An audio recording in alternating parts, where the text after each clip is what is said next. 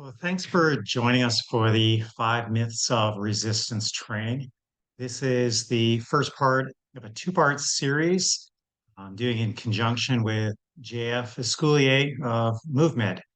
JF will be presenting on the 10 myths about running. So that serves as the inspiration for this presentation. And I thought with running, oftentimes there can be not only a number of myths associated with running, but also with resistance training and going into the gym. And so we want to talk a little bit about 5 of those more common myths and what they might be and what the research says about them. So the first one we want to look at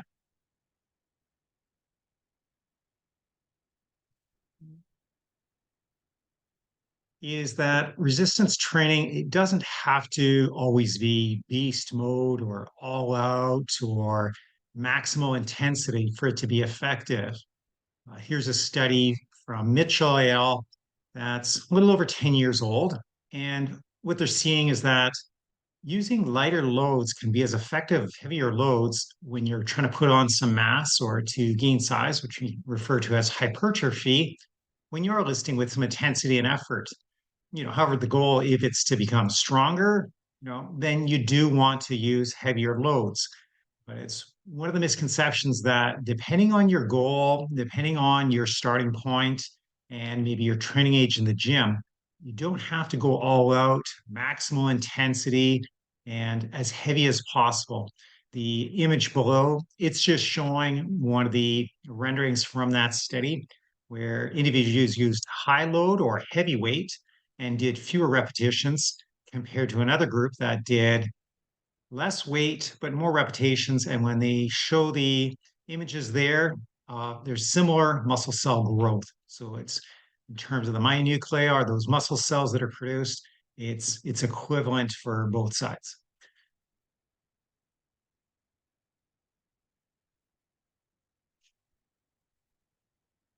If we were to give a gold medal for training smarter rather than harder, this study would win the gold medal for sure at the Olympics. So a few things to talk about with this study. First of all, is it's referring to using velocity-based training. So that might be a novel concept for some. And what it basically means is that you track the speed of movement when you're resistance training, as that correlates quite closely or very strongly to intensity. So if you can think, if you grabbed a 5-pound dumbbell in the gym, you could probably move that 5-pound dumbbell very quickly. However, if you go to the end of the dumbbell rack and you grab a 100-pound dumbbell, you're not going to be able to move it as quickly. So obviously, we can see and understand that the speed of movement is strongly correlated, highly associated with intensity. And so this study is looking at when people do sets to failure or they go past a certain point. So they're looking at, first of all, you look at the axes here in this graph. The on the left from the table, sorry, it's talking about how much improvement. So at the bottom, low level of improvement and going up vertically to higher levels of improvement are more beneficial. And then across the bottom, it looks at 4 different qualities. One is a strength improvement or 1 repetition max, 1 RM. Bar speed, how fast you can move the bar. Vertical leap, so a measure of muscular power. And lastly, a change in type 2A muscle fiber types. Okay. So those are the 4 qualities that they were measuring. Now, the colors of the bands, the dark blue is referring to doing sets where you go to a 40% drop off in speed compared to 20% drop off in speed. So let's say that you could move a weight at 1 meter per second. If you take it to a 40% drop off, you're going to keep doing reps until you get to 0.6 meters per second. And the other condition is you're going to do reps until you see a 20% drop off in velocity. And so this one, obviously, you're doing more reps and you're kind of grinding them out and going almost to failure. Here, you're stopping sooner. So more reps going harder, fewer reps doing less intensity. So in terms of strength gains, when you don't go to failure, like the 40% drop off, we're seeing that they got 7 kilograms stronger, 19% or 19 kilograms of strength added versus 12 kilos when you go to failure, go to that 40% drop off. When they looked at the muscular power and the vertical jump, there was a 3 centimeter difference. The group that doesn't go to failure, that 40% drop off, they increased their vertical leap by 4 centimeters compared to one, so 400% difference. And then in terms of muscle fiber type, there was 11% increase for the group that only did a 20% drop off. But the group that went to 40% drop off and really push, push, push, empty the tank as hard as they can, that they actually lost type 2A fiber types. So that's the first thing is we want to know that resistance training, it doesn't have to be always done with the heaviest weights, going as hard as we can, as intense and being beast mode all out. Okay. The second myth with resistance training is that it impairs speed. You know, if you are a distance runner, a marathoner, half marathoner, Ironman, there may be this misconception that if you go in the gym and you start lifting weights, well, you're going to get heavy and big and slow and bulky, and it's just going to slow you down. It's going to weigh you down. Now, there may be some truths to that depending on the type of training you do and which lifts you use. But generally, if you're following a well-designed program and you're using the right acute variables, meaning the right intensities, right loads, with enough rest, and it's well planned out for you, you actually find that endurance training or resistance training helps endurance athletes with their running economy. So they're returning more of that energy when they contact the ground and go to that next stride. There's better muscular tendon stiffness. Okay.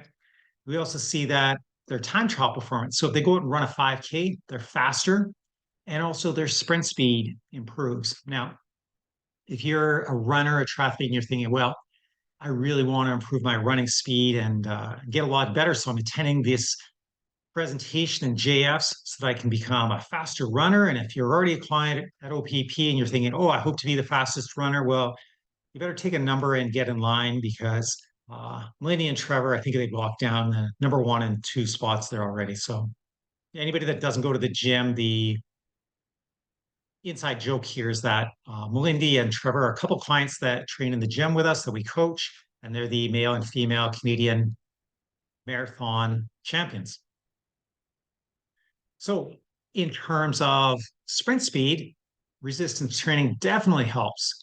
So here what we're looking at is a review of 15 studies. So this wasn't a study, this paper wasn't necessarily a study where the researcher, the authors, they came up with a hypothesis, then a null hypothesis or a control, an experimental, and they created the design for the experiment and all their methods and everything like that. Instead, they're looking at all of the research that currently exists and they're saying, well, the ones that compared resistance training, lower body resistance training on sprint speed, what does the evidence say? You know, you never want to say, oh, I found one study that shows something. We want to look and say, okay, what does all of the papers out there, what do most of them say? So in this, they pared it down. They found 15 studies that were looking at sprint performance as a result or as an impact from lower body resistance training. The two main takeaways were that as you get stronger, your sprint times go down. You get faster. Now, with research, when they'll talk about that correlation, it's never a causation, it's a correlation, how strongly the data correlates to that outcome. If it was perfect correlation, like always happens and it becomes a law and a rule, you know, then the correlation is 1.00, right? So we just don't see that. There's going to be some non-responders and some people, for whatever reason, they just don't get faster, and that's expected. So here, seeing a high number of 0.87%, or not percent, 0.87 means the very, very strong correlation that strength training is going to make you faster. And it's shown as a negative because adding strength means it leads to less time or faster sprint ability. Now, in terms of Well, how much faster can you sprint and run? You get about 3% faster. So for anybody that, is a recreational runner and can run a 400 meter at the track, if they took, a minute 40 to run 400, and that's a average time for runners, or it's not overly fast, but it's attainable for most people that call themselves runners. Well, a minute 40 would be 100 seconds. So if they shave 3%, now they're doing that in a minute 37. And a lot of runners would love to think every 400 meters they can shave 3 seconds. So the next myth is that resistance training, it makes you bulky, and absolutely does not. So, first of all, we have to understand when we put on mass and we get bigger, this is a result of a caloric surplus, having extra calories in for our metabolism to manage and deal with. When we do and we partake in resistance training, we're actually burning calories, we're consuming energy. So it doesn't create a caloric, it creates a caloric deficit, not a surplus. If it's a woman who is concerned about resistance training, making her bulky, well, for that to happen, we need an anabolic trigger, an anabolic stimulus, mainly testosterone. And females, they produce 5 to 7% of the testosterone of a male. So it's just not going to happen that easily. And then lastly, this one makes me think of we have two young daughters and they always share what they think is a fun riddle. And the dad, what weighs more, 5 pounds of feathers or 5 pounds of rocks? And and they think they're being very clever. And the answer, of course, is neither. 5 pounds is 5 pounds, and it doesn't matter whether it's rocks or it's feathers or Oreo cookies. They're all going to weigh the same. But here's the difference is that muscle is more dense than fat.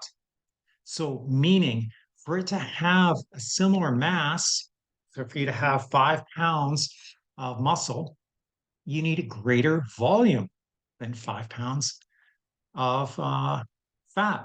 Sorry, 5 pounds of fat requires a greater volume than 5 pounds of muscle mass. So as you are getting leaner and burning fat and adding some lean tissue, your frame size gets smaller. Okay.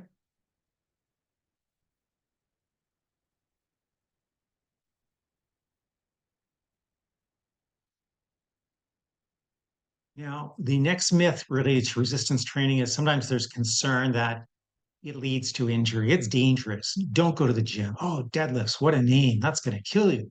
Well, the first study there looked at college football players and the amount of time that they lose from playing football related to injuries that happen in the weight room.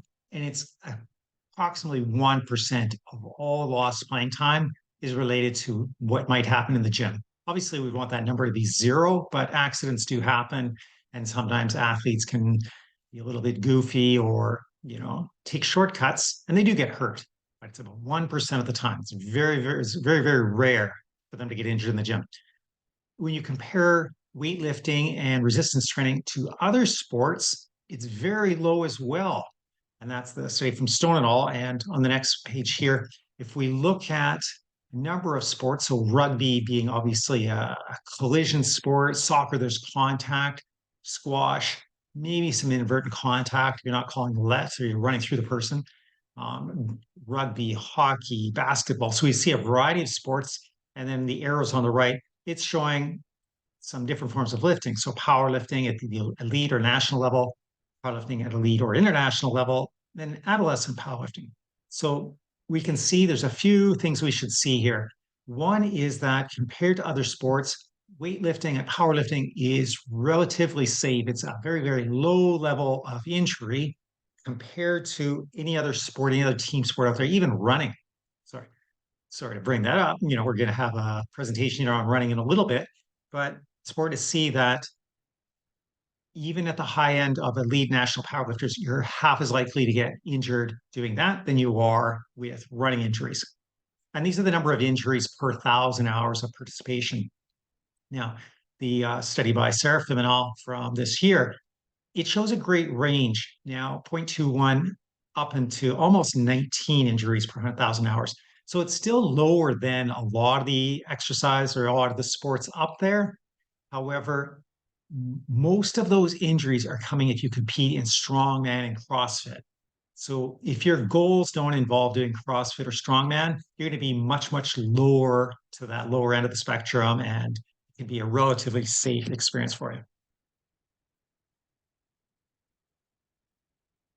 In terms of youth training, when done at the right stage and doing the right things, coached well and programmed, virtually it's relatively unheard of for a young athlete to get hurt with training, and actually makes them more resilient in their actual sport. They're going to move better. They're going to have more better neuromuscular efficiency, meaning the right muscles fight at the right time in the right planes.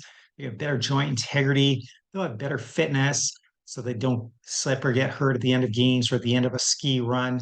They'll have better speed that they can avoid contacts, all of these kind of things. So resistance training for young athletes, not at all concerned in terms of injury risk. Granted that it's at the right stage, they're doing the right things, well coached, well programmed.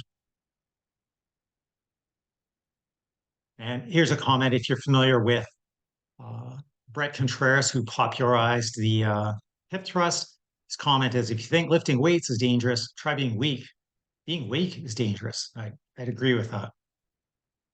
So last myth to talk about is that resistance training, it makes you stiff and inflexible. And sometimes we can think of the individual that, you know, is muscle bound, a big bodybuilder at the beach or something like this. And, they can't move their limbs in three-dimensional space. They probably aren't very good at playing sports and these type of things. Well, the best example I can think of some of the strongest people on the planet with their body weight and the movements they can do are like some gymnasts in Cirque du Soleil. Like to be able to support somebody like that top image like that, incredible amounts of strength.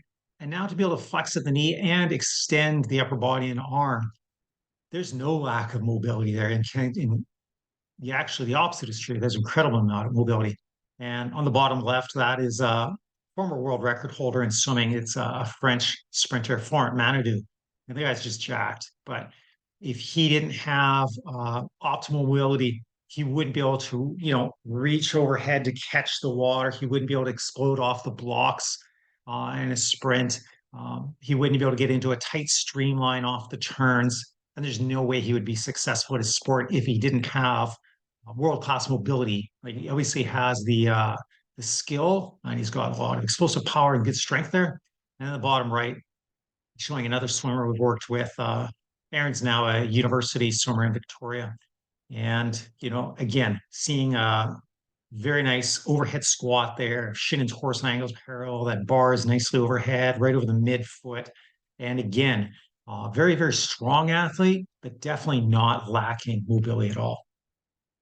And lastly, here, there's a study that looked at when seniors, so this was between individuals between 77 and 97, where the inmates started losing some of their mobility. They did a 8-week training program, 2 days a week, and they wanted to measure how their strength improved and how their mobility improved. And what they found was in terms of their mobility, it was scored out of 20. At the start, the average score is about 14. At the end, 17.5.